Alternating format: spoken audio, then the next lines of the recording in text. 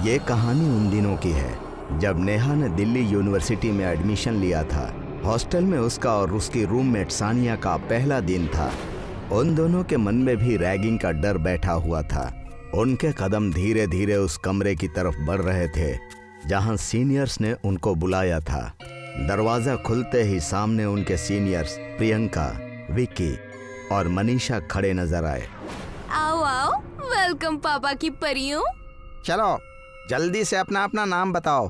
मेरा नाम नेहा है और मेरा सानिया। तुम लोग इतना टेंशन मत लो, हम लोग तुमको ऐसा वैसा टास्क नहीं देने वाले जिससे तुम लोगों को शर्मिंदगी हो। ये सुनकर वो दोनों एक दूसरे का मुंह देखने लगी। तुम दोनों का हो गया तो चलो अपने अपने कमरे में पहुंचो। तुम दोनों हमारे साथ आओ, 8वीं मंजिल पर तुम्हारा सरप्राइज छुपा हुआ है।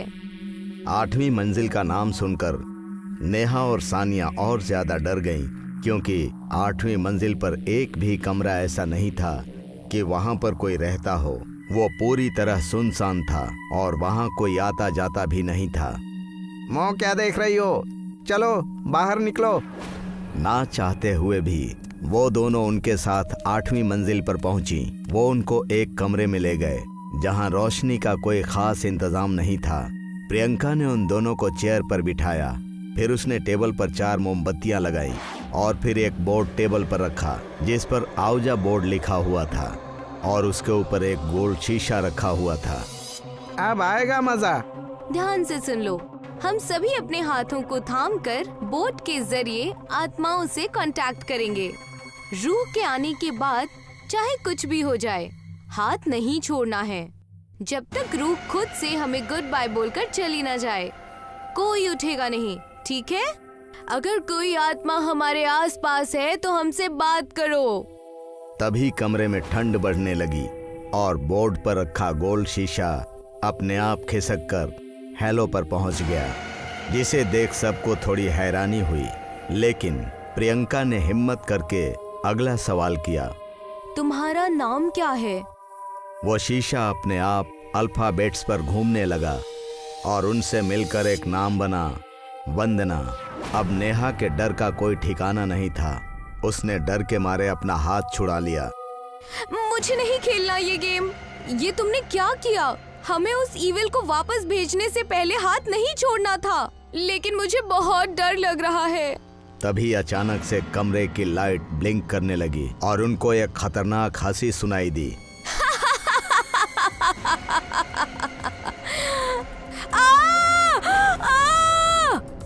उसे देखकर सभी वहां से भाग निकले। भागते हुए नीचे पहुंचे। अब क्या होगा? वो रूह हमारे पीछे आएगी। ये सब इस नेहा की वजह से हुआ है। तूने हाथ क्यों छोड़ा था? फिर विक्की ने नेहा और सानिया से कहा, अब कुछ भी हो, इसके बारे में किसी से कुछ मत कहना। तुम दोनों चुपचाप अपने रूम में चली जाओ। नेहा और सानिया बहुत डरी हुई थी। वो उनकी हाँ में हाँ मिलाकर अपने कमरे में चली गईं। अगले दिन विक्की और मनीषा लाइब्रेरी में बैठे हुए स्टडी कर रहे थे। उन दोनों के अलावा वहां उस वक्त कोई नहीं था।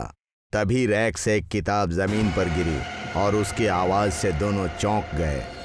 ये बुक अपने आप कैसे गिर गई? अगले ही पल 2 और किताब रैक से निकलकर उन दोनों के मुंह पर आ लगी। ये क्या हो रहा है? तभी उनके कानों में एक जोरदार हंसी गूंजी, जिसको सुनकर दोनों और ज्यादा डर गए। आवाज की तरफ देखने पर उनके सामने वंदना खड़ी नजर आई। ये तो वही। भागो! वो दोनों डर कर मेन डोर की तरफ भागे। उनके पहुंचने से पहले ही एक बड़ी सी अलमारी अपने आप अपनी जगह से खिसक कर दरवाजे के सामने पहुंच गई। अब वो दोनों बाहर नहीं जा सकते थे। बहुत शौक है ना तुमको रैगिंग करने को? बहुत मजा आता है ना नए स्टूडेंट्स को सताने में? उसने मनीषा का गला पकड़ लिया और उसे लेकर हवा में ऊपर उठने लगी। उसने मनीषा की गर्दन काट दी और उसकी लाश जमीन पर धड़ाम से गिर गई।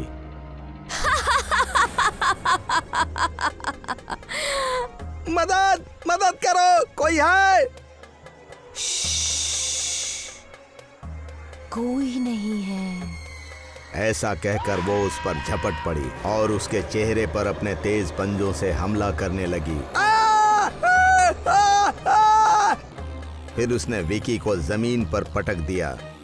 वंदना ने अपनी आंखों के इशारे से एक बड़ी अलमारी को ऊपर उठा लिया और उसको विकी के ऊपर गिरा दिया। विकी उसके नीचे गिरकर कुछ देर फड़फड़ाया और उसने दम तोड़ दिया।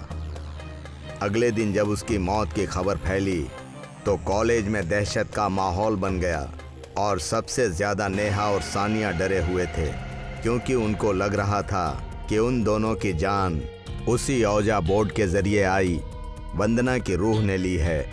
रात के वक्त दोनों अपना ध्यान पढ़ाई में लगाने की कोशिश कर रहे थे कि उन्हें प्रियंका के चीखने चिल्लाने की आवाज आई। मुझे माफ कर दो, मुझे जाने दो।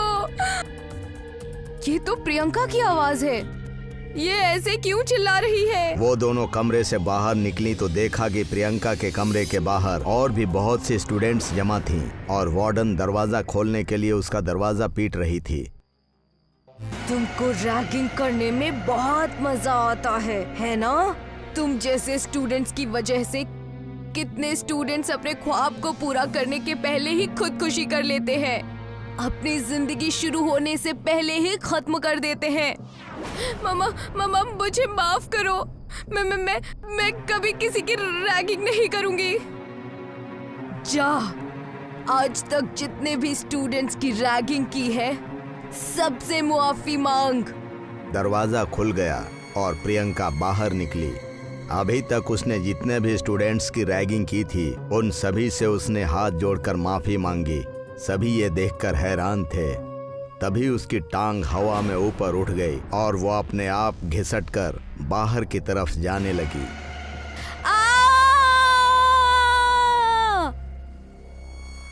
ऐसा लग रहा था कि कोई उसे घसीट रहा था, मगर नजर कोई नहीं आ रहा था।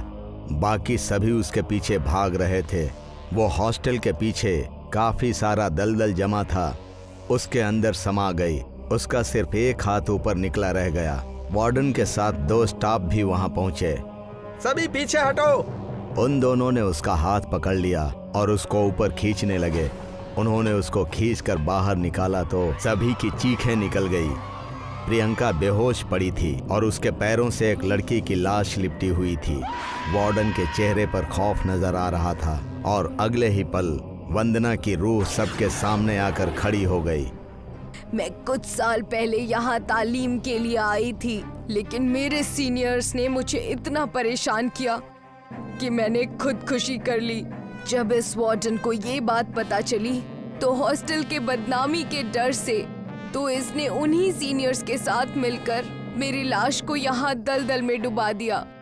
ये सुनकर सभी हैरान रह गए। वंदना की रूह ने सबके सामने वार्डन पर हमला किया और उसकी गर्दन तोड़ डाली, फिर हवा में गायब हो गई। शायद अब उसकी रूह को सुकून मिल गया होगा। फिर सभी स्टूडेंट्स डरे सहमे हुए अपने कमरे की तरफ चल दिए। नेहा और सानिया भी जब अपने कमरे में पहुंची तो टेबल पर रखी हुई चीज को देखकर उनका दिल दहल उठा। औजिया बोर्ड उनकी टेबल पर रखा हुआ था और उसका शीशा एलों की चारों तरफ घूम रहा था।